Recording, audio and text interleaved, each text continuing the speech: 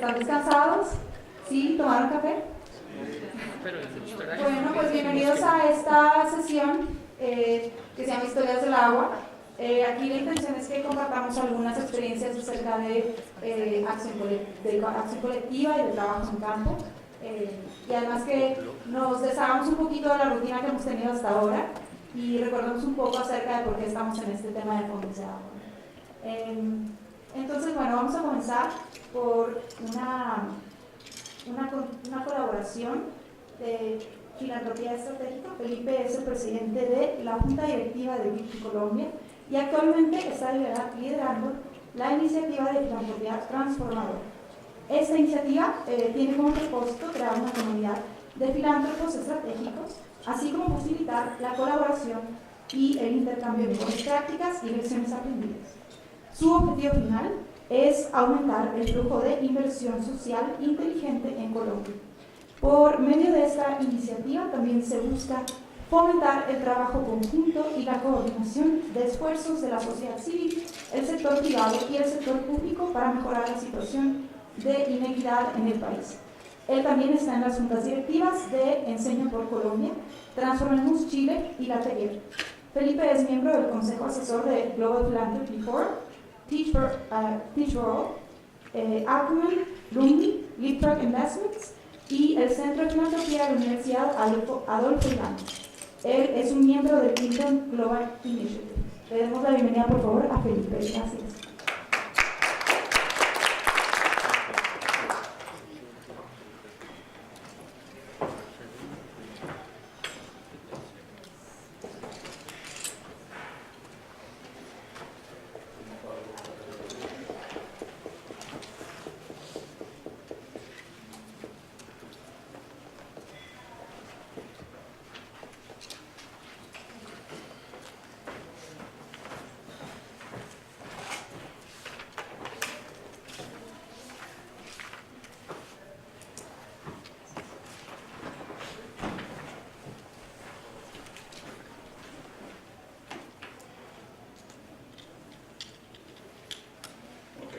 Buenas tardes a todos. Es un gusto para mí acompañarlos hoy a esta charla. La idea es tomar aproximadamente 30 minutos y contarles un poco las experiencias que hemos aprendido durante los 6 años de la iniciativa de filantropía transformadora y específicamente algunas de las mejores prácticas y equivocaciones que hemos encontrado en lo que concierne la filantropía estratégica en Latinoamérica. Me gustaría empezar por este dicho que creo que habla mucho de lo que se ha estado hablando hoy: es deber de todo hombre devolver al mundo al menos lo mismo que se ha recibido. Y creo que Einstein estaba muy correcto en decirnos esto, y particularmente en lo que concierne al agua, creo que esto es particularmente importante. Muchas personas asocian la filantropía con donar dinero. Sin embargo, si uno va a los orígenes de la palabra y a los orígenes de la filantropía, que viene desde la antigua Grecia, 500 años antes de Cristo, miramos que la palabra filantropía deriva sus raíces de la palabra philos y anthropos, que realmente quiere decir amor por la humanidad. Para los griegos, la filantropía no era escribir un cheque. La filantropía era compartir experiencias, compartir conocimientos, ayudarse al uno al otro. Pero lo interesante y lo aplicable de esto hoy en día es que sí es cierto que muchos de los proyectos sociales y de medio ambiente necesitan recursos. Sin embargo, la realidad es que los conocimientos, la capacidad de gestión y la coordinación de esfuerzos de las personas pueden ser igual o más valiosos que el cheque que ellos pueden escribir. El problema es que está yendo uno detrás del recurso más escaso que tienen las personas, que es el tiempo.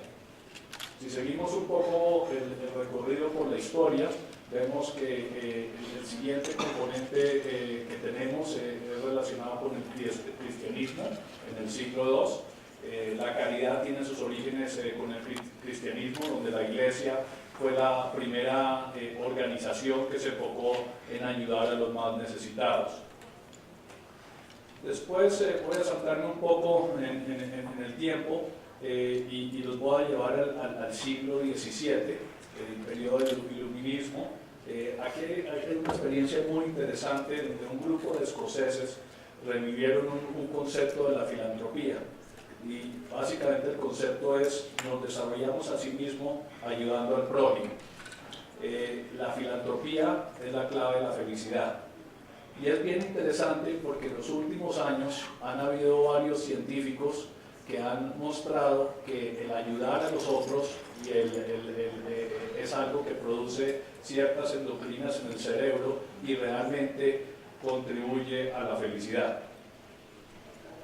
Continuando un poco el recorrido histórico, vemos en 1739 la primera fundación formal que conocemos de hoy en día. Esto fue una fundación creada por un industrial llamado Thomas Funding y fue un hospital para llevar a los niños que no tenían recursos y habían sido abandonados y empezar a cuidarlos. Por cuestiones de tiempo voy a hacer un salto en la historia bastante grande, donde los voy a llevar un poco al presente. Una de las iniciativas más interesantes que estamos siguiendo hoy en día se llama The Giving Pledge. Esto es básicamente un compromiso donde ya han habido 154 billonarios de 16 países que han acordado donar por lo menos la mitad de su patrimonio a organizaciones filantrópicas en el mundo. Creo que esto es una oportunidad muy interesante. Ya tuvimos el primer latinoamericano que firmó esto y esperamos que en unos 5 años tengamos un grupo mucho más amplio de latinoamericanos que estén firmando el Giving Pledge.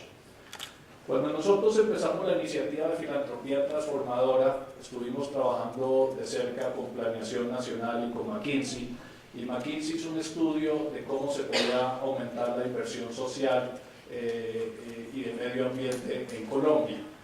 Una de las estadísticas que salió de ese estudio es que Colombia tiene más organizaciones sin ánimo de lucro per cápita que cualquier país latinoamericano y se aproxima a los países escandinavos. Pero el presupuesto promedio de una organización es de $8.000 al año. Este problema de la fragmentación existe en todo el mundo. Por ejemplo, en Estados Unidos, un país con una economía de más de 14 trillones de dólares, desde 1970 solo 150 organizaciones sin ánimo de lucro han conseguido una escala de más de 50 millones de dólares. Una de las recomendaciones que nosotros les damos a nuevos filántropos es que antes de empezar una nueva organización se tomen 6 a 12 meses para entender quién viene haciendo una buena labor en el campo que les interesa, investiguen qué ha funcionado y por qué. Muchas veces tiene más sentido apoyar una organización que ya tiene una trayectoria operativa y un impacto significativo y ayudar a esta organización a tener una escala más importante. Uno de los ejemplos en este sentido del Giving Pledge viene de Warren Buffett. Warren Buffett decidió no crear el Warren Buffett Foundation, sino vio que Bill y Melinda Gates venían haciendo una buena labor y terminó dándole la mayoría de sus recursos a esta fundación. Esto es algo que nos gustaría ver mucho más en la región. Pasando ya específicamente al campo de Colombia, cuando se hizo este estudio que mencioné, salió que Colombia, las inversiones sociales eran 0.3% del PIB. Esto se compara con Estados Unidos, que ha sido alrededor de un 2%. Y aquí viene algo bien interesante que yo he observado no solamente en Colombia, sino en toda la región. Cuando hablo con individuos y familias y les pregunto a ustedes cómo desarrollan su presupuesto filantrópico, normalmente no tienen una respuesta muy definida. Dicen, miramos lo que hicimos el año pasado, hacemos algo similar o vemos qué proyectos interesantes surgen. Yo les comento que, por ejemplo, sus empresas, cuando tienen que desarrollar su presupuesto de mercadeo, saben que, por ejemplo, dependiendo de la industria donde estén, van a necesitar que el 6% de las ventas se dedique a mercadeo. Entonces, lo que estamos proponiendo es que desarrollen una fórmula para determinar su presupuesto filantrópico, y si no tienen una fórmula, volvamos a los tiempos bíblicos y tomen 10% de los ingresos netos como lo mínimo que deben hacer. Si lográramos implementar eso, llevaríamos la filantropía de 0.3% a 1% en Colombia. Cuando miramos específicamente el caso de Colombia y el caso de medio ambiente, encontramos que 15% de las fundaciones dicen tener enfoque en medio ambiente. Esto es algo que claramente nos gustaría aumentar y es algo que estamos trabajando en ello. Filantropía verde.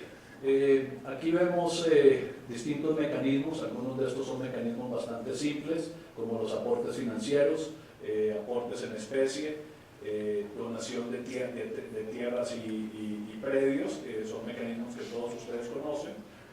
Motivar un cambio sistémico, yo consideraría que los fondos de agua entran dentro de esta categoría. Y probablemente uno de las áreas más interesantes es esta última, la inversión ambiental rentable.